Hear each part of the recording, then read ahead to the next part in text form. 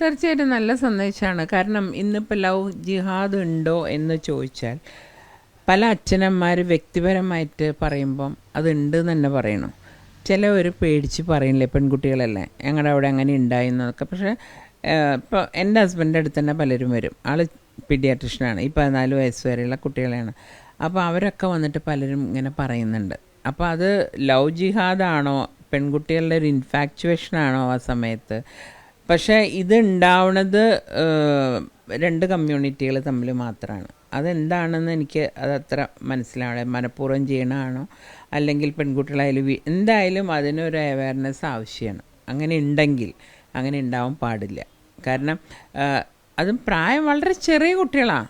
ഞാൻ പറയണത് ഒരു നമുക്ക് ആലോചിച്ച് തീരുമാനിക്കേണ്ട ഒരു പ്രായം കൂടി ആവാത്ത സമയത്താണ് ഈ പെൺകുട്ടികൾ ഇങ്ങനെ ഇതിനൊക്കെ പോണേ. അത് കഴിഞ്ഞാൽ അവർ ഭയങ്കര അഡമൻ്റാവും. പിന്നെ മാതാപിതാക്കളോട് ഫൈറ്റ് ചെയ്യാൻ നിൽക്കുക. ഇതൊക്കെയാണ് ഇപ്പോൾ നമ്മൾ കണ്ടുവരുന്ന കാര്യങ്ങൾ. അപ്പോൾ അവരുടെ വേദനകൾ, അവരുടെ പലരും ഭയങ്കര വലിയ ഹൈ ഇതിൽ നിൽക്കുന്നതാണ് പെൺകുട്ടികളുടെയൊക്കെ. ഈ വരുന്ന ആൾ ചിലപ്പം ഇത് തീരെ ഇതില്ലാത്തതാവും. അപ്പം അങ്ങനെയൊക്കെയുള്ള പ്രശ്നങ്ങൾ ഇവിടെ നടക്കുന്നുണ്ട്.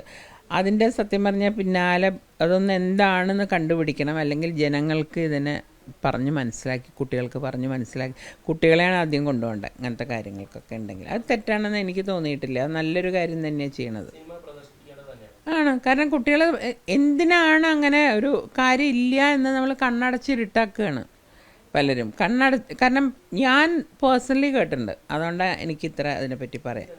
അത് രണ്ട് ഭാഗത്തുനിന്നുണ്ടല്ലോ, കോൺഗ്രസ്സും. അപ്പോൾ അതെന്താ നിങ്ങൾ ആലോചിച്ചാൽ മതി എന്തായിരിക്കും അതിൻ്റെ പിന്നിൽ എന്നുള്ളത്.